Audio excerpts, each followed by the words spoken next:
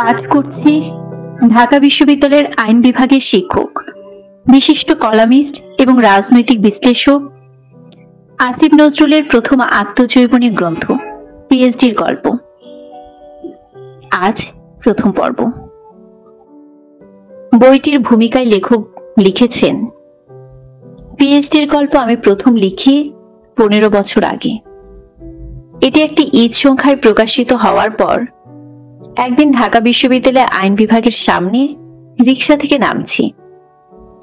দোতলা থেকে আমাকে দেখে ছুটতে ছুটতে নামলেন ভূগোলের একজন খ্যাতিমান অধ্যাপিকা। তিনি কাঁদতে কাঁদতে আমাকে জড়িয়ে ধরলেন, বললেন এটা তারও গল্প। এরকম আরো কিছু প্রতিক্রিয়া আমি পেয়েছি। ভেবেছি পিএইচডির গল্প কিভাবে বহু মানুষের গল্প হয়। তারপর মাত্র গত বছর এটা আমি ফেসবুকে দিলাম। আরো অভাবিত প্রতিক্রিয়া পেলাম মানুষের। তাদের মন্তব্য পড়তে পড়তে মনে হলো পিএইচডির গল্প আসলে সবার গল্প। এটা মানুষের জিতে যাওয়ার গল্প, অনেক পেছন থেকে এসে কঠিন পরিশ্রম, সংকল্প আর জেদ করে জেতার গল্প। এমন বিজয় আমাদের সবার জীবনে যদি নাও থাকে, তাকে ভালোবাসে না এমন মানুষ নেই বোধহয় একজনও। ফেসবুকে বিভিন্ন মানুষের মন্তব্য পড়ে একটা শূন্যতাও বোধ করলাম। আসলে কি আমি পুরো গল্পটা বলেছি? বলেছি কি আমি আসলে কে? বলেছি কি আমার গল্প এভারেস্ট জয়ের মতো কিছু কেন? বলেছি কি আমার পিএইচডির গল্প ঘিরে আরো কত মানুষের আনন্দ, বেদনা, হাহাকার কিভাবে তা বদলে দেয় আমাকে, আমাদেরকে? পুরো গল্পটা বলার অদম্য নেশায় মগ্ন হয়ে অবশেষে লিখলাম এই বই।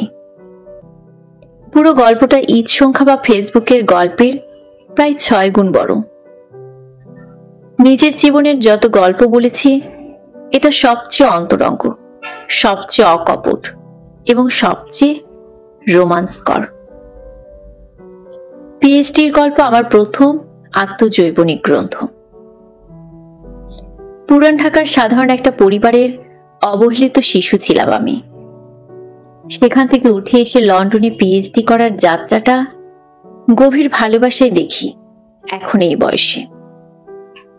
আপনাদের চোখে তার ছায়া যদি পড়ে একটুও, আমার তাতেই আনন্দ। আমি এসএসসি পরীক্ষা দিই 1980 সালে।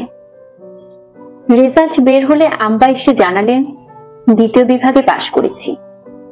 খুব মন খারাপ করলাম, একটু বোধহয় কেঁদেছিলামও। স্কুলে প্রায় সব ক্লাসে ফার্স্ট হয়েছি। আমার স্কুল ওয়েস্টার্ন হাই স্কুল, তখন নামকরা স্কুল ছিল। অঙ্কে জুনায়েদ স্যার, ইংরেজিতে আশরাফুল স্যার আর বাংলায় রশিদ স্যার সহ বহু খ্যাতিমান শিক্ষক ছিলেন সেখানে। সেখানকার ফার্স্ট বয় হয়ে কেন আমি দ্বিতীয় বিভাগ পাবো? আমরা থাকতাম পুরান ঢাকার লালবাগে, নানার একটা একতলা বাড়িতে। আমার গৃহশিক্ষক ছিলেন আমার বড় ভাই। কি কারণে জানি না, তাকে ডাকতাম ভাই সাহেব বলে। তিনি শিক্ষক হিসেবে নির্দয় প্রকৃতির ছিলেন। তার কাছে বসে ক্লাস 6 থেকে রাত 10টা পর্যন্ত পড়তে হতো। ঘুমে ঢলে পড়ে গেলে মার খেতাম, খারাপ রেজাল্ট করলে মার, পড়া না পারলে মার। কিন্তু আমার এসএসসি রেজাল্ট শুনে তিনি মানলেন না, তিরস্কারও করলেন না। তার বরং সন্দেহ হলো। আব্বা রেজাল্ট জেনেছেন রাস্তায় একজন শিক্ষকের কাছে। তার মনে হলো আমার জন্য এই রেজাল্ট স্বাভাবিক, ফলে কষ্ট করে আর বোর্ড অফিসে গেলেন না জানতে। বড় ভাই গেলেন। বকশীবাজারের বোর্ড অফিস থেকে ফিরে এসে জানালেন আমি আসলে প্রথম বিভাগ পেয়েছি। সেই বছর মানবিক বিভাগে ঢাকা বোর্ডে এসএসসি পরীক্ষা দিয়েছিল 32,302 জন। এর মধ্যে প্রথম বিভাগ পেয়েছিল মাত্র 126 জন। আমি তাদের একজন। খুশি মনে ফুটবল খেলতে চলে গেলাম। বুড়িগঙ্গার বুক ঠেলে তখন কামরাঙ্গীরচরে তখনও মানুষের বসতি শুরু হয়নি সেভাবে। সেখানে খেলতে খেলতে চরের বন্ধুদের রেজাল্ট জানালাম। পড়াশোনা নিয়ে বিন্দুমাত্র আগ্রহ নেই তাদের, ফলে তেমন কোনো প্রতিক্রিয়া হলো না। দুদিন পরে ঘুরতে গেলাম পুরান ঢাকায়, আমদিগোলায়, খালাম্মার বাসায়। সেখানে গেলে খালুর শিকার করা বকের মাংস খাওয়া যায়, বড় বারান্দায় ফুটবল খেলা যায়, ক্যাসেট প্লেয়ারে বনিয়েম আর এবার গান শোনা যায়। কিন্তু সেদিন গিয়ে দেখি আমার 2.5 বছরের বড় খালাতো ভাই রেগে আছে আমার উপর। সে কয়েকবার ফেল করে ক্লাস 9-এ পড়ছে তখনও, আর আমি ম্যাট্রিক পাস করে ফেললাম। এই অপরাধে কুণ্ঠিত হয়ে কিছুক্ষণ এদিক সেদিক ঘুরে বেড়ালাম। আমার সাথে খেলার মুড নেই তার। চলে আসবো যখন, দেখি বড় ঘরের খাটের ওপরে পুরনো পত্রিকা, পেপার জুড়ে এসএসসি পরীক্ষার রেজাল্টের খবর। তখন বিজ্ঞান বিভাগে 20 জন আর মানবিক ও বাণিজ্য বিভাগে 10 জন করে সেরা ছাত্রের তালিকা বের হতো। তাদের বলা হতো স্ট্যান্ড করা ছাত্র। আমি ম্যাট্রিক পরীক্ষা দিয়েছিলাম উদয়ন স্কুলে। পাশে সিট পড়েছিল তখনকার দেশ সেরা বিদ্যালয় সরকারি ল্যাবরেটরি স্কুলের ছাত্রদের। ঠিক পাশে ছিল টিটু, এইচ.এম. আহসান, এখন অতিরিক্ত সচিব, আর তার সামনে সুজা, কাজী শরীফ কায়কোবাদ, এখন মেজর জেনারেল। তাদের জ্ঞানী ভাব আর চালচলন দেখে তখনই মুগ্ধ হয়েছিলাম। মানবিক বিভাগের তালিকা খুঁজলাম তাদের নাম দেখার জন্য। যা ভেবেছিলাম তাই। ঢাকা বোর্ডে প্রায় 40,000 ছাত্রের মধ্যে সেরা 10-এ আছে তারা। টিটু 4 নম্বরে, সুজা ঠিক তার পরে। এমন সোনার টুকরো ছেলেদের পাশে পরীক্ষা দিয়েছিলাম ভেবে পুলকিত হলাম। তালিকায় ল্যাবরেটরি স্কুলের আর কার নাম আছে দেখতে দেখতে 10 নম্বরে এসে চোখ আটকে গেল। মানবিক বিভাগে 10 নম্বর সেরা ছাত্রের নাম Mohammad Nazrul Islam, school western high school, roll Dhaka 3082। আমার নাম, আমার স্কুল, রোল নাম্বারটাও আমার। তাহলে এটা আমি? বিমূঢ় হয়ে পত্রিকার তালিকাটা দেখি বারবার। এটা সত্যি কিনা কাউকে জিজ্ঞেস করা দরকার। মুখ তুলে দেখে খালাতো ভাই আগুন চোখে তাকিয়ে আছে আমার দিকে। স্কুল জীবনে খুব দুর্বল দেখেছিলাম। টিফিন টাইমে কাছে তাদের বাসায় গিয়ে ভাত খেয়ে আসতাম। আমাকে দেখলে খালাম্মা পড়াশোনা নিয়ে গঞ্জনা দিত তাকে। রেগে গিয়ে সে একবার আমাকে মারতে মারতে স্কুল পর্যন্ত তাড়িয়ে নিয়ে গিয়েছিল। ক্ষুধার যন্ত্রণায় কয়েকদিন পর আবারও সেখানে যাওয়া শুরু করি। সে চোখ পাকিয়ে তাকিয়েছিল। ভয়ে তার নামে কোনো নালিশ দেয়নি। সেও আমাকে এরপর ফুটবল খেলার সময় ছাড়া আর মারেনি। কিন্তু মনে হলো আজ যদি রেজাল্টের কথা বলি তাহলে মেরে ভর্তা বানিয়ে ফেলবে। মানে মানে কেটে পড়ি। আমদিগোলা থেকে আমাদের বাসা পোস্তায় হেঁটে আসতে লাগতো আধা ঘন্টা। হেঁটে আস্তে আস্তে রাস্তার পাশের সাইনবোর্ড পড়তাম। কয়টা সাইনবোর্ড সুনীল আর্ট আর কয়টা আলিজানের সেটা গুনতে গুনতে আসতাম। পানি ফল নিয়ে পুরনো বাসার রকে বসা ফেরিওয়ালা, উকুন বাজতে থাকা মহিলা আর অলস মানুষের আড্ডা দেখতাম। লোভী চোখে তাকাতাম বেবি আইসক্রিমের গাড়ি, চটপটিওয়ালার দোকান আর ফুলে ফুলে ওঠা গুলগুলা ভরা হোটেলের কড়াইয়ের দিকে। সেদিন আশেপাশে না তাকিয়ে উঠতে উঠতে পার হলাম কিল্লার মোড়। মোচড় ঘুরে মসজিদগঞ্জ, তারপর শাহী মসজিদের পাশ দিয়ে পোস্তার মোড়। পোস্তার পোস্ট অফিসের পাশে অতি সরু গলিতে আমাদের বাসা। পোস্ট অফিসের পাশে চামড়ার গুদামে বিনা পয়সায় পেপার পড়তে যাই মাঝে মাঝে। সেখানে গিয়ে হাতে পায়ে ধরে আগের দিনের পত্রিকা বের করলাম। দেখি সেই পত্রিকায়ও স্ট্যান্ড করার লিস্ট আছে। সেখানেও ছাপা হয়েছে আমার নাম। Mohammad Nazrul Islam, west end high school. Mohammad Nazrul Islam আমার আসল নাম। আসিফ নজরুল নামে আমি লেখালেখি শুরু করি 1987 সালে। বাসায় এসে মিনমিন করে এই সংবাদ দিলাম সবাইকে। আমার বোনরা সন্দেহ দৃষ্টিতে তাকালো। বড় ভাই একটু অবাক হলো। কাউকে খুব একটা খুশি মনে হলো না। তবে বিকেলে বাবা 1 সের মিষ্টি আনলেন পাড়ার দোকান থেকে। রেজাল্টের জন্য নাকি অন্য কারণে বোঝা গেল না। একসাথে সাদা রঙের 2টো মিষ্টি পেলাম। আমাদের দুঃখী ও চরম মিতব্যয়ী পরিবারে এটাও ছিল একটা ঘটনা। 1 বছর পর আমার মামাতো ভাই এসএসসি পরীক্ষা দিল। সে আমার 26 দিনের বড়, ধনবান পরিবারের সন্তান। ছোটবেলায় ঈদে মামার বাড়িতে গেলে আজিমপুরের সাগর সোমবারে নিয়ে যেত, ঠান্ডা কোকা-কলা খাওয়াতো। বিনিময়ে সারা বছর তার লেজুরের মতো হয়ে থাকতাম। ক্লাস 9-এ ওঠার পর আমি টিউশনে শুরু করি। মাসে 50 টাকা পেতাম। কোকা-কলার স্যাবলামও কমলো আমার, কিন্তু তার প্রতি ভক্তি না। মামাতো ভাইও প্রথম বিভাগ পেয়েছিল, তবে তা বিজ্ঞান বিভাগে। তখন মানবিক বিভাগ থেকে বিজ্ঞান বিভাগে ফার্স্ট ডিভিশন পাওয়া অনেক সহজ ছিল।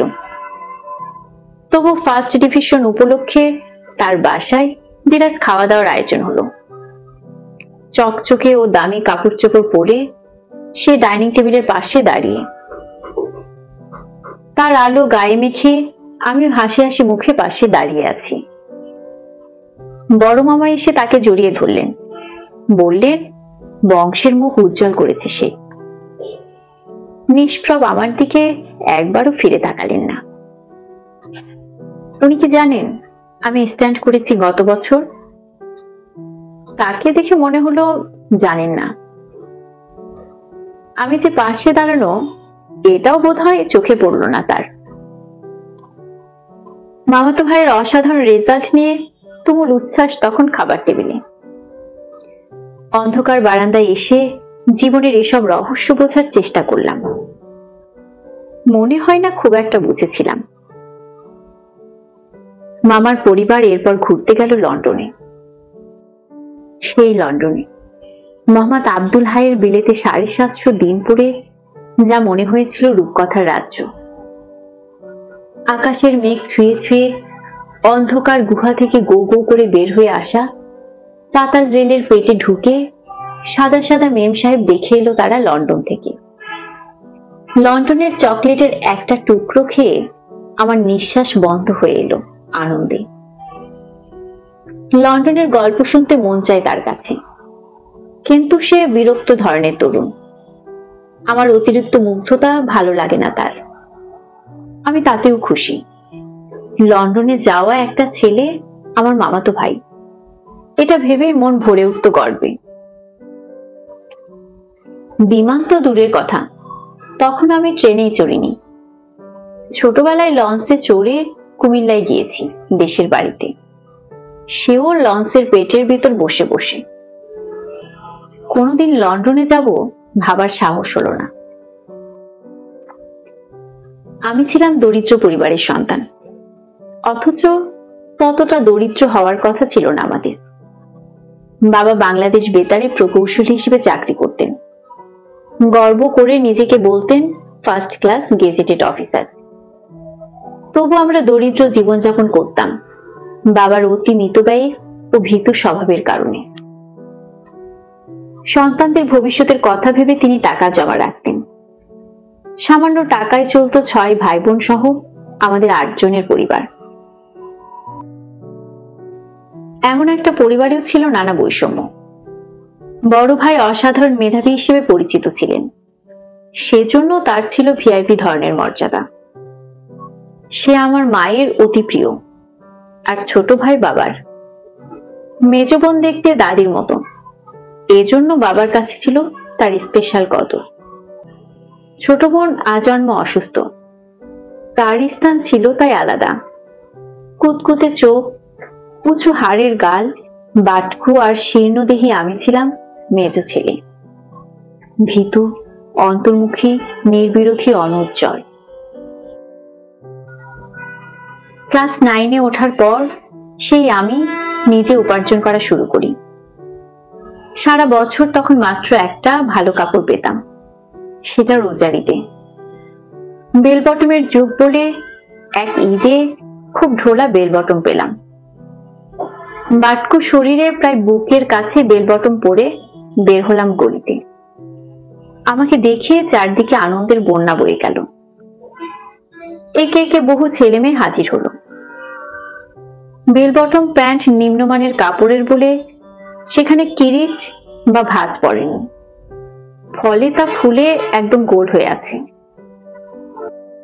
ছেলেগুলো বেশি চালু ছিল, তারা সেটা ছুঁয়ে ছুঁয়ে দেখে আর প্যান্ট পরছোস না লুঙ্গি বলে হাসাহাসি করে। মন খারাপ করে বাসায় ফিরলাম। কাপড় বদলে আগের বছরের হাফ প্যান্ট পরলাম। একটু পর আব্বা এসে ধিক্কার দিলেন আমাকে।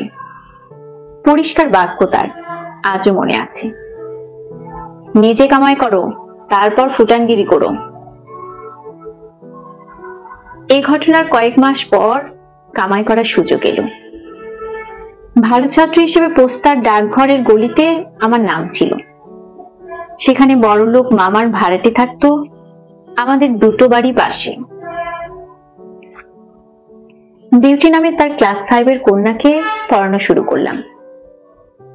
বিউটি 6 ভাইয়ের ছোট বোন। সেই 6 ভাইয়ের 3 জন আমার খেলার সঙ্গী।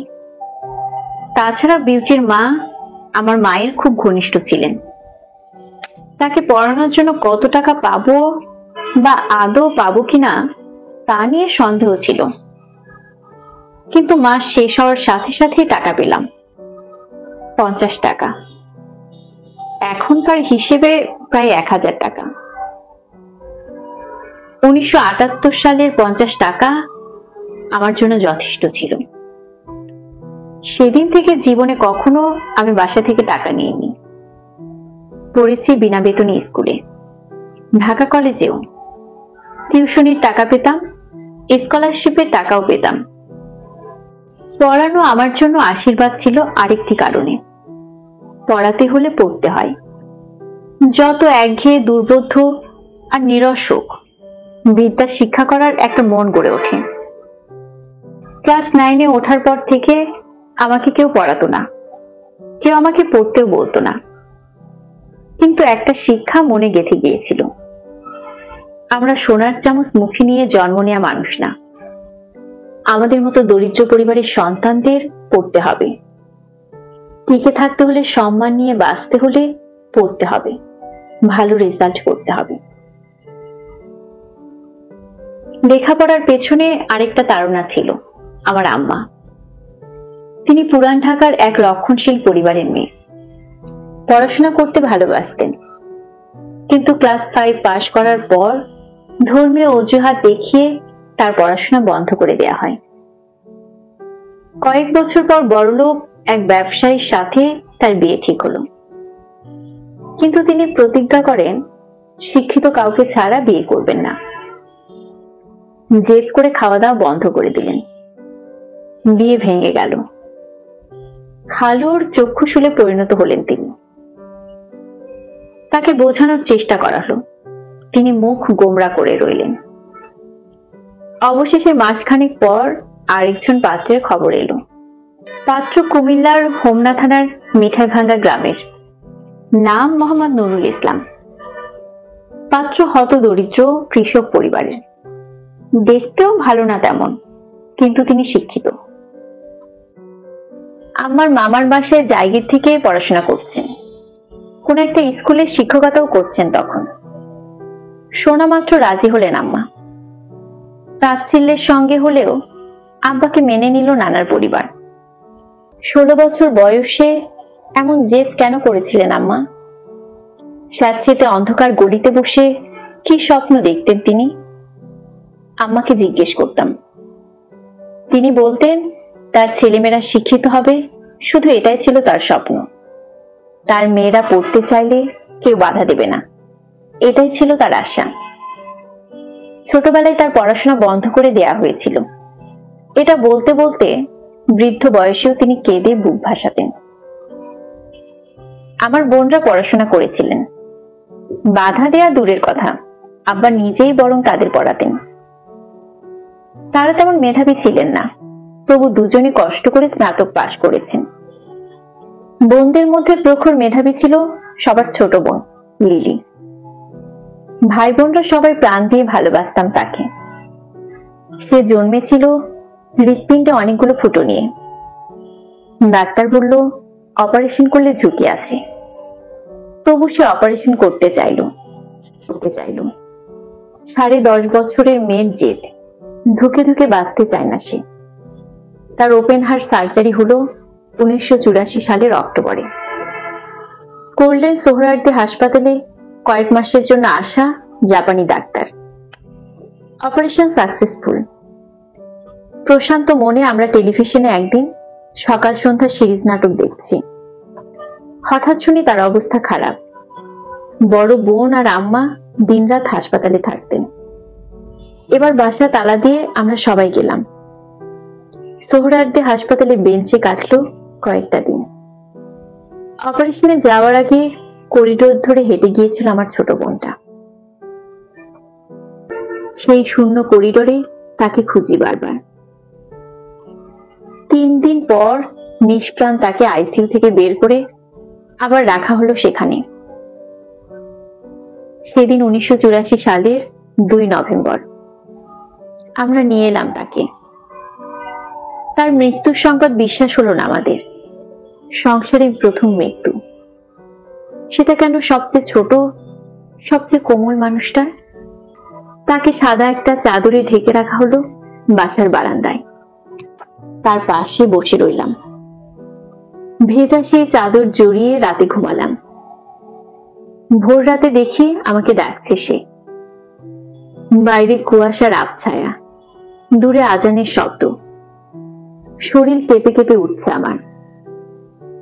আজিমপুরে এসে দেখি তার ছোট্ট কবর মেখে আছে ভোরের শিশির আর কোমল বাতাসে। আমার বোনটা মারা যাওয়ার পর তার চিঠি পাওয়া যায় হাসপাতালের বিছানার নিচে। হয়তো খুব অপ্রাসঙ্গিক তা, তবু তার প্রথম অংশটা হুবহু তুলে দিচ্ছি এখানে। আমি একটা মেয়ে, আমার নাম লিলি। আমার বয়স 10.5 বছর। আমার জীবনে কোনো আনন্দ নেই, আমি মুখে প্রকাশ করি না। আমাকে দেখলে মনে হয় না আমার মনে অনেক দুঃখ, শুধু একটি কারণের জন্য। আমার জন্ম থেকে একটা মারাত্মক রোগ আছে, সেটা হলো হার্টের রোগ, এবং এটা অপারেশন না করলে হয়তো আমি মরে যাব, না হলে লেখাপড়া শিখতে পারবো না।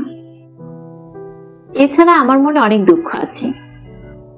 আমিও হয়তো জানি না আমার অপারেশন হলে আমি ভালো হব কিনা, তবে আমার মনে একটা সান্ত্বনা আছে, আমার অসুখ সারবেই। না হলে আমার বেঁচে থেকে কি লাভ? এর চাইতে মরে যাওয়া অনেক অনেক ভালো। এটা ভেবে আমি অপারেশন করতে রাজি আছি। যদি আল্লাহ আমার হায়াত দেন তাহলে আমি বাঁচবই, এবং ইনশাল্লাহ ভালো হয়ে বাঁচবো। আমার বোনটা বাঁচেনি। আল্লাহর ফয়সালা ছিল অন্যরকম। এসএসসি পাশ করার পর 1980 সালের জুনে ভর্তি হলাম ঢাকা কলেজে। টিটু, সুজা, শামসুদ্দিন, ইমতিয়াজ, আমি আর ঢাকা বোর্ডে প্রথম হওয়া সাইদুর।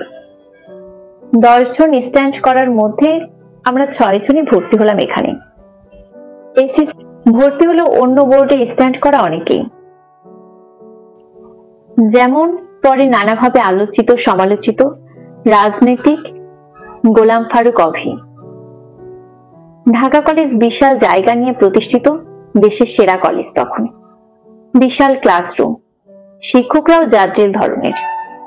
শিক্ষক হিসেবে তখন যারা ছিলেন তাদের মধ্যে একজনকে সারা দেশের মানুষ চেনে এখন। তিনি বিশ্ব সাহিত্য কেন্দ্রের প্রতিষ্ঠাতা আব্দুল্লাহ আবু সাইদ স্যার। তার ক্লাসে বিদ্রোহ, প্রেম আর সাহিত্য নিয়ে নানান গল্প হয়। অন্য ক্লাসের ছাত্ররা এসে পর্যন্ত ভিড় করে। কিন্তু আশ্চর্য বিষয় হচ্ছে, একমাত্র এই ক্লাসটাই একটু ফাঁকি দিতাম। অন্যরা যখন স্যারের কথা শুনে হাসিতে ফেটে পড়ত, আমি এর কারণ বুঝতে পারতাম না বলে থাকতে ইচ্ছা করতো না। আমার লাজুক ভাব, অন্তর্মুখিতা তখনও কাটেনি। অন্যান্য ক্লাসেও ছিলাম নিষ্প্রভ একজন। আমাদের যুক্তিবিদ্যা ম্যাডাম সিলেটে।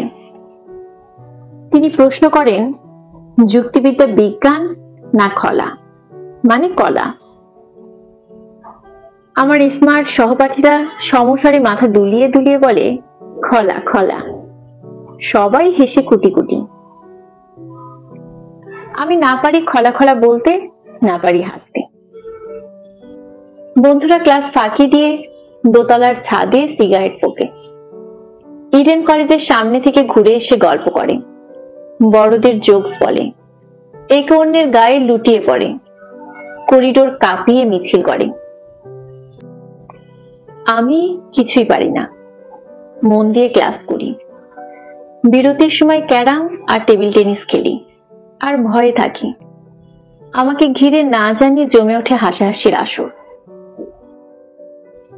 এনায়েত করিম সম্পাদিত টাইড নামে একটা জমকালো সাপ্তাহিকীতে কাজ করতেন এডিটোরিয়াল অ্যাসিস্ট্যান্ট হিসাবে। ইংরেজি ডিবেটেও খুব ভালো ছিলেন। ঢাকা মেডিকেল কলেজের ছাত্র সংসদের 1981 সালের নির্বাচনে মুজিববাদী ছাত্রলীগের পক্ষ থেকে তাকে নির্বাচনে মনোনয়ন দেয়া হলো। নির্বাচনী ঝামেলায় তিনি অপদস্থ হলেন প্রতিপক্ষের কর্মীদের হাতে, হারলেনও নির্বাচনে। এরপর মেডিকেলে পড়ার মন উঠে গেল তার। তৃতীয় বর্ষে ওঠার পর ক্লাসে যাওয়া বাদ দিয়ে দিলেন। আমাদের অবশ্য এসব কিছু জানালেন না তখন। অজ্ঞাত কারণে তার ধারণা হলো তিনি আইনস্টাইন বা নিউটন মাপের মেধার অধিকারী, আমেরিকায় ফিজিক্স পড়ে নোবেল প্রাইজ পাবেন। এটা আমাকে জোর দিয়ে বলেছেন বহুবার।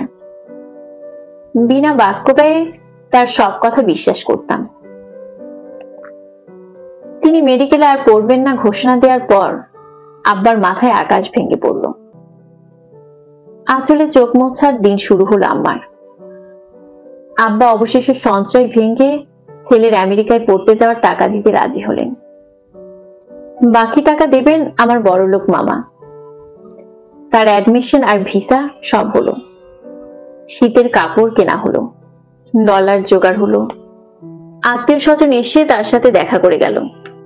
চলে যাওয়ার আগের রাতে তিনি তার সাথের ক্যাসেট প্লেয়ার আমাকে দান করলেন।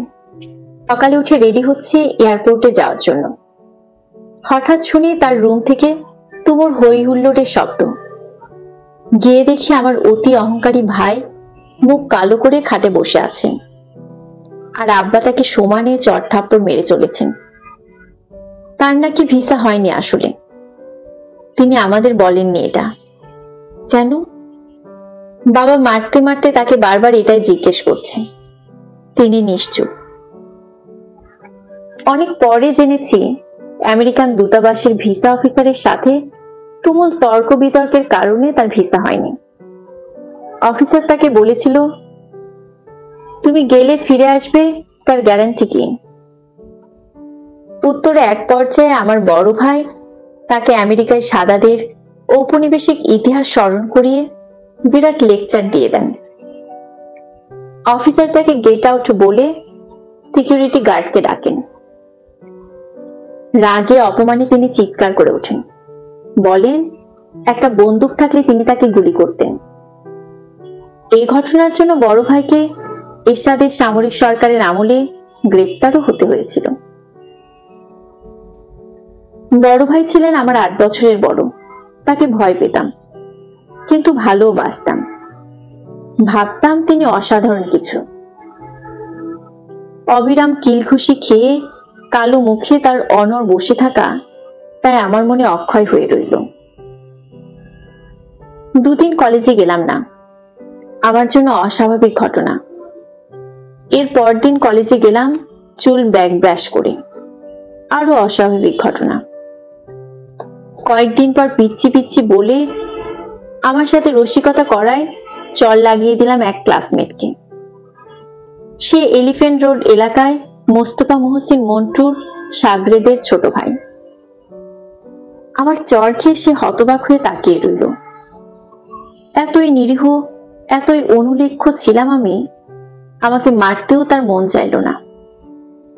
তোতলাতে তোতলাতে সে বারবার শুধু বলল, এত বড় সাহস তোর, এত সাহস। শেষে এটাও জানালো, আর কোনোদিন এমন কিছু হলে খুন করে ফেলা হবে আমাকে। টেস্ট পরীক্ষা দুটোতেই ভালো করলাম। স্ট্যান্ডের ছড়াছড়ি করা ছাত্রের মধ্যে দুবারই থার্ড হলাম।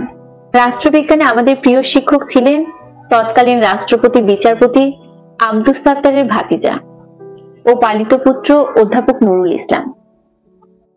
তার সাবজেক্টে শামসুদ্দিন পেল 87 আর আমি 79। আরো বহু রেকর্ড করলো আমাদের ব্যাচের ছাত্ররা। শিক্ষকদের ধারণা ছিল এইচএসসিতে অন্তত 5 জন স্ট্যান্ড করবে আমাদের মধ্য থেকে। 1982 সালের এইচএসসি রেজাল্ট বের হওয়ার পর সবাই স্তব্ধ হয়ে গেল।